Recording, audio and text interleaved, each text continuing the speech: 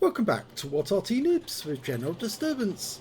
This is a 105 leFH18B2, the French Tier 5 premium SPG that we know and love as Fifi La Pew Pew, but most players know it as a leFhy, a leaf blower, or if you happen to be Jingles, a leFH because he can't pronounce it.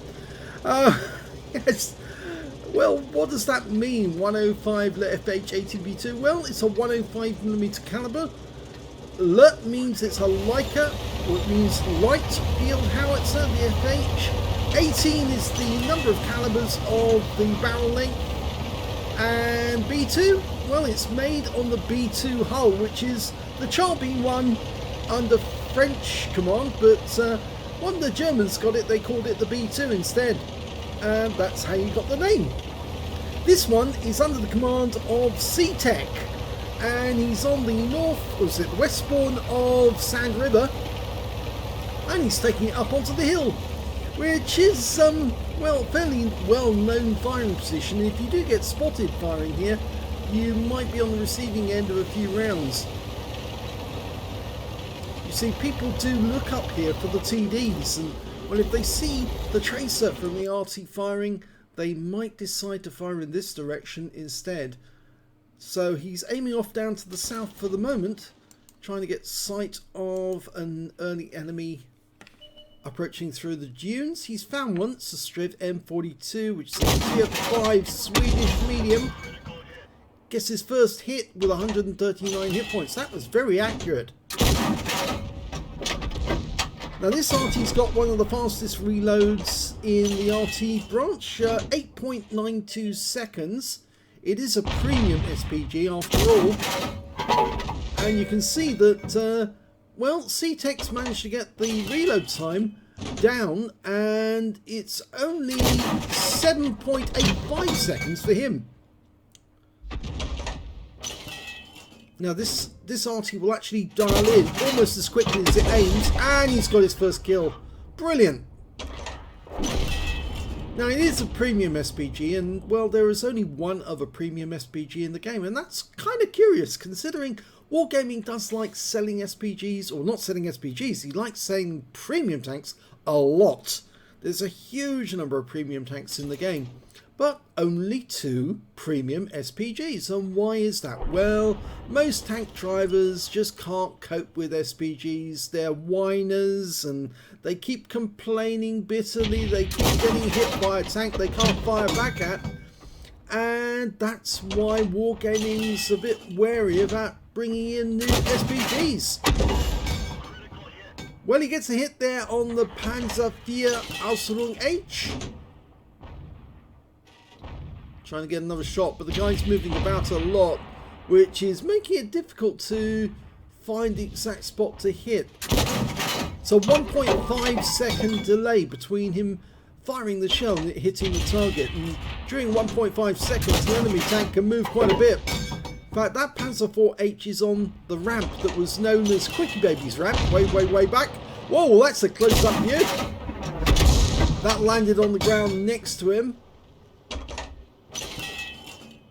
Go for it.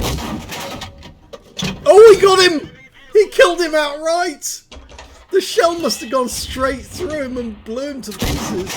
Although it's not an ammo rack, it was a complete write-off. And he smacked the Leopard for 431 hit points for the next shot.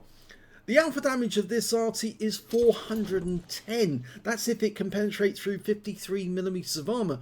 And most of the tanks at this tier, tier 5, well, they have less than 50mm on many of them.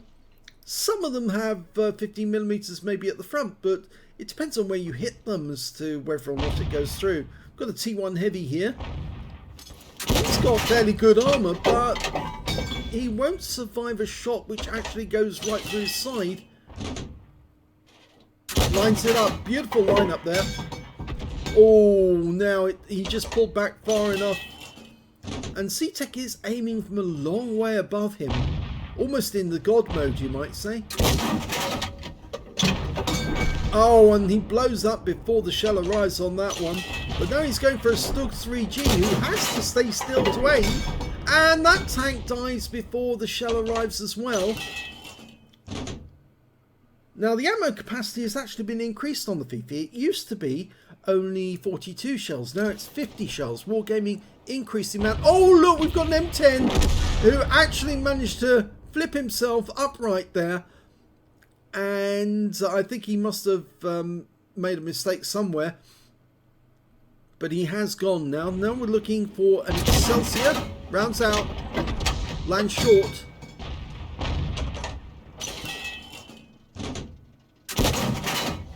This looks good. Yes, it is a good one.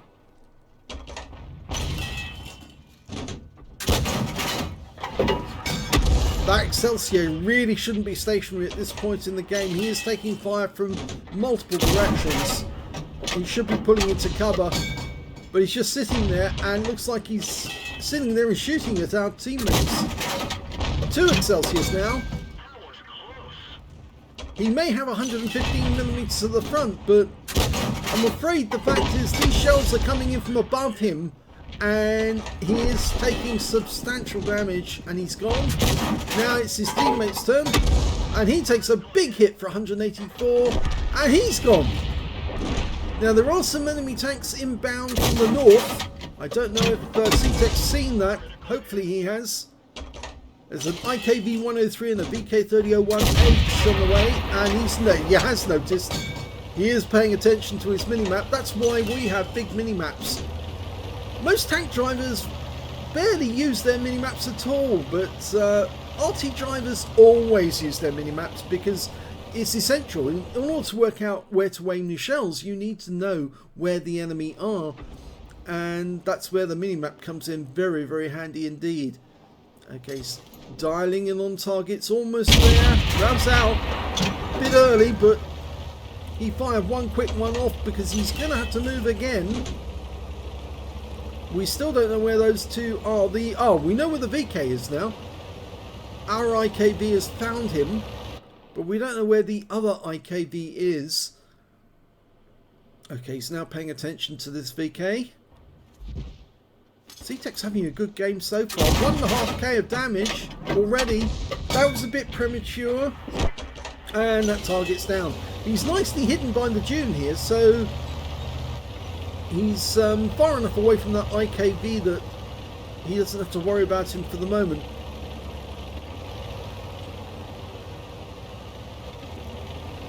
Now it's always good in the end game to actually get mobile, because you can get new angles to hit the enemy in safety as well, because you don't anticipate running into the enemy whilst you're out in the field.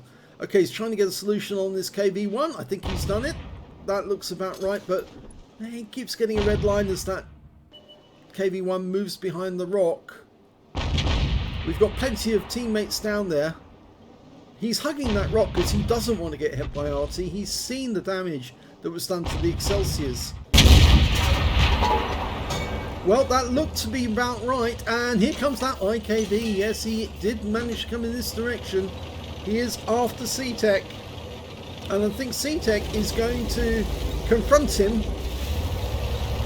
Now, if you think about it, that IKV can only really attack him if he comes either over the dunes, which is what he's doing. Oh, he takes a shotgun round right to the face, and then tries to ram CTekk and fails in that as well, because this is a heavy tank in disguise.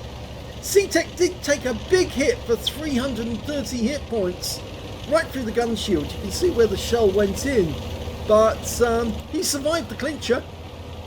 And the IKV rammed himself to death. He did 59 hit points of damage to the IKV in the ram. Not to mention the 401 hit points he did when he penetrated him with that shot. Going for the opposite number. Gets a direct hit for 122. And he's gone, and that's it. That's the end of the game. What a brilliant game by CTekk. 3 kills. A lot of damage, a ram kill as well as a shotgun, and well, very efficient. Let's have a look at the end of battle stats. Here's the end of battle results for that game. CTekk in the Fifi. He managed to get a first class tanker in that game, And he also got a Bruiser medal for getting at least 5 critical hits. He got 13 in total, but sadly there was no other medals. It looked like he did have 20% of the enemy hit pool, and unfortunately somebody else must have stolen the high caliber away from him. His win rate in the game was 6,410, which is very high indeed. But yeah, I'm afraid it wasn't enough because there was somebody else out there who was taking hits as well on the enemy. Let's have a look at team score. Well, there you go. You can see now that, in fact, it was the M10 RBFM on his team who got a high caliber for 2,448 hit points of damage, whereas CTekk was very close with 2,330 hit points of damage. So there was only 118 hit points in it at the end of that game. The next high scorer was the enemy Fifi, who got 2,231 hit points of damage. So he was also having a lot of fun, and I recognise that name. That gentleman is a member of What Arty Noobs, so you'd expect him to have a pretty good score because he's an excellent player. So let's have a look at the number of kills. Well, it was shared here between the M10 RBFM, CTekk, the IKV103 on his own team, and Ray Spruance in his Fifi on the enemy team. All got 3 kills each. When it came to base XP, it's the M10 RBFM who did the best with 1,138, 1,093 went to CTekk, 891 went to the Churchill 3, and Ray Spruance, well, he's 611 because he was on the losing team, but he was the best player on the enemy team. He fired 30 rounds in this game, so he still had 20 rounds spare at the end of the game.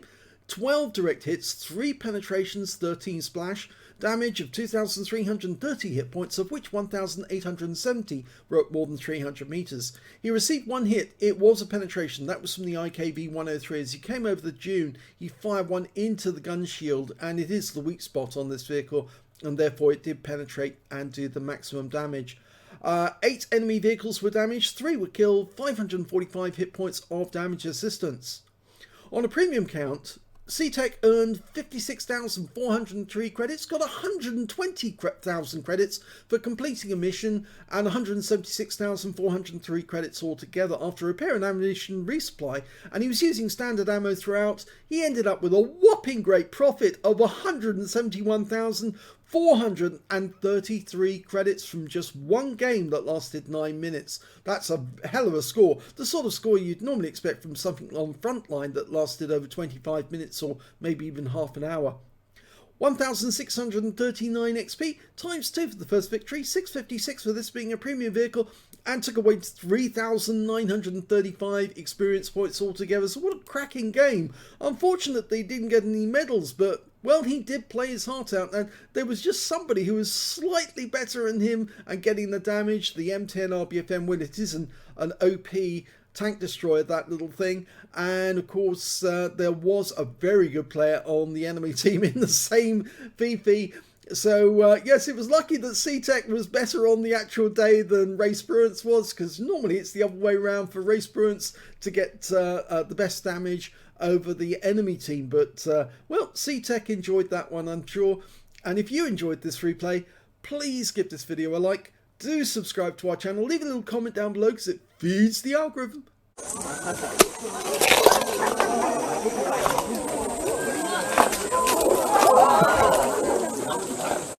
And thank you for watching.